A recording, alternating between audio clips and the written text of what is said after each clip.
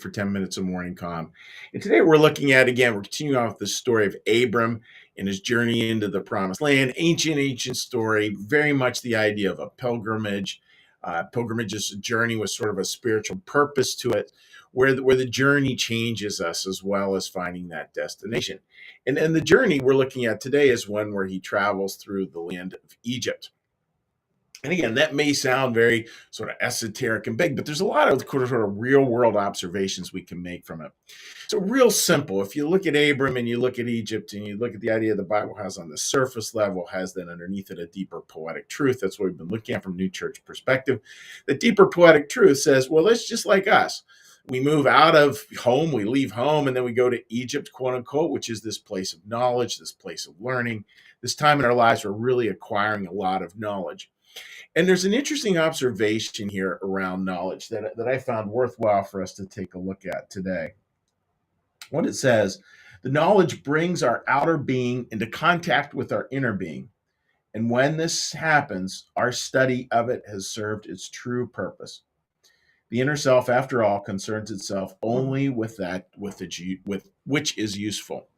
So it's kind of an interesting perspective there, folks. So how might we say this in modern language, in language that we might feel a little more comfortable with, easier to understand? Well, I think it's simply saying this. Simply saying, look, we go out there and we start to learn. And the objective of learning is to actually to attach to the deeper parts in our soul, the deeper parts in our hearts, the deeper parts of compassion, the deeper parts of understanding. It all comes down to there to attach to the love and wisdom deep in our heart that are just there as a seed. And what they need is they need food, they need fertilizer, they need water, they need sunshine. And that's what knowledge does.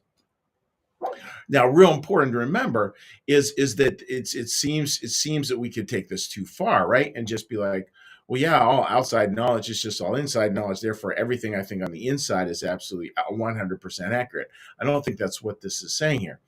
It's saying that what we want to do is we want to take in that knowledge and let that knowledge rest in our hearts in ways that we find useful, in ways that we can start to look out there into the world and think, how can we use this? How can we use this? How can we pull it out there into the world? How can we make it a better place? How can I be more loving? How can I serve better? How can I design a better car? How can I, become a better waitress? How can I cook better food? How can I be a better pastor? All of these things, that's what the knowledge is there for. It's there to serve a use. And that's the internal knowledge, is that it's all about the usefulness. The external knowledge attaches with that, and then it goes out there and it serves.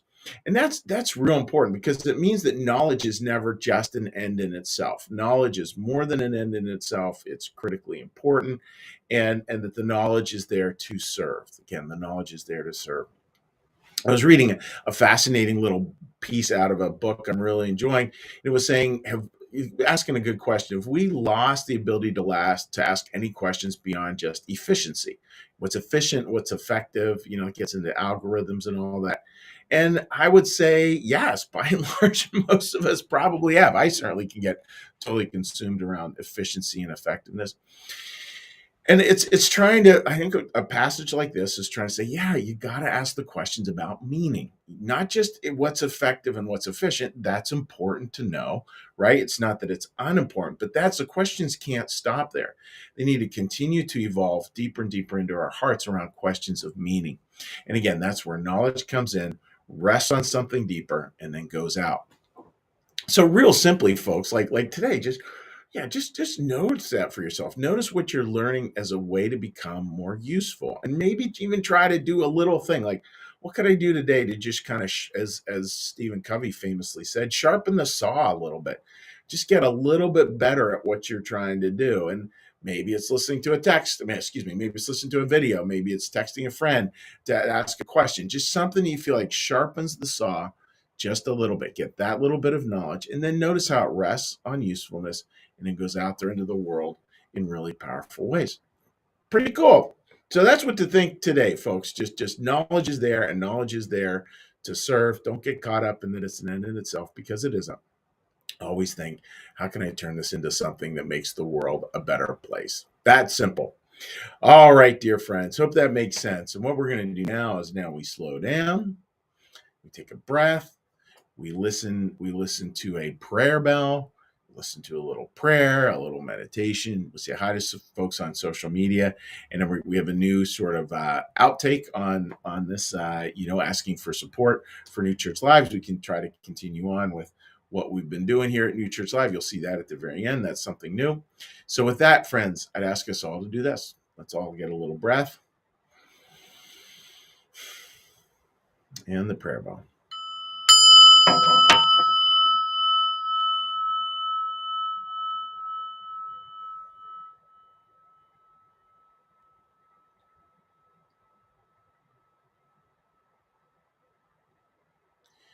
Be still and know that I am God.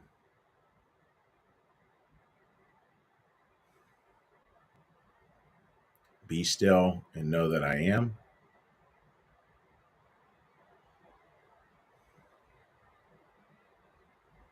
Be still and know that I.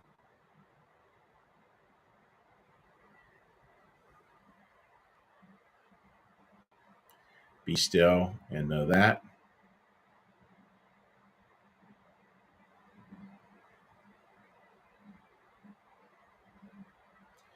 Be still and know.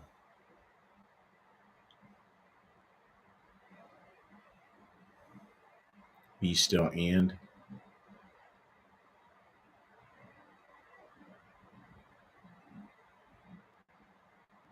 Be still.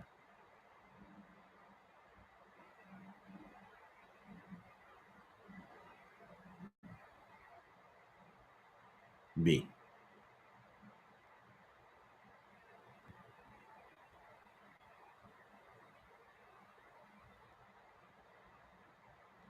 Our Father, who art in the heavens, hallowed be thy name.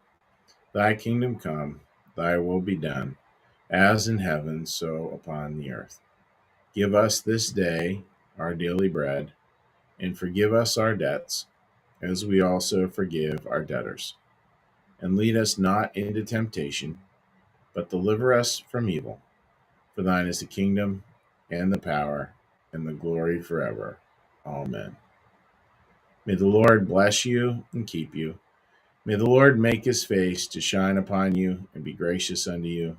May the Lord lift up his countenance upon you, bring you peace, and bring you home. Amen. All right, dear friends, let's give a little cheery hello to folks.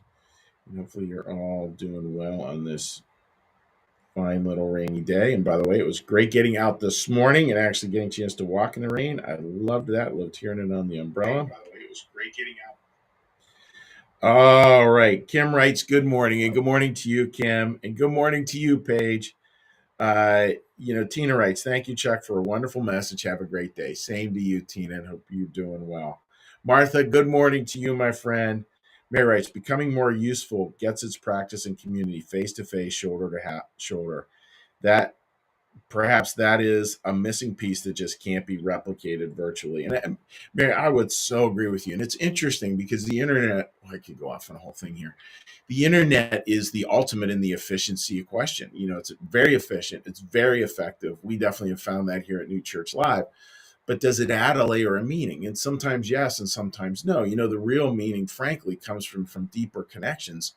And those are very hard to do online. So I think that is a very good point that you are making there, Mary. And it's one I think a lot about, actually, because I feel like there's not a lot of future for church if it just stays an efficiency and effectiveness question, because churches are not really designed to be efficient and effective, because our spiritual lives are not designed to be that way. They're designed to be meaningful. So that is way too much. It's way too heavy a thing to say this morning. So my apologies, but it's on my mind. All right. A few more comments over here. Linda writes, good morning. Prayers for those who were lost in the flash flood this weekend. Prayers for their family, and a very deep thanks for the teenage boy who survived because he was able to call his mom. That's beautiful, Linda. Thank you for putting that. It's a beautiful reminder. Marcus, good morning to you, buddy. Hope you're doing well. And Jean, good morning to you. Hope life is going very well. I know we had life is going very well. And Sherry, good morning to you. Hope you're doing well. So with that, friends, we're just going to do our little outtake here and see how this works. And hopefully that all makes all works well. Like our content, it's funded by viewers like you. Please consider becoming a sustaining supporter of New Church Live today. All right, we're gonna be trying, folks, to do that a little better over the coming weeks, integrating that. So we're just trying to make sure that that we have a more sustainable financial base going into the year ahead. So thank you for your donations, thank you for your time, and particularly thank you for just being with us this morning. Take care. Bye bye.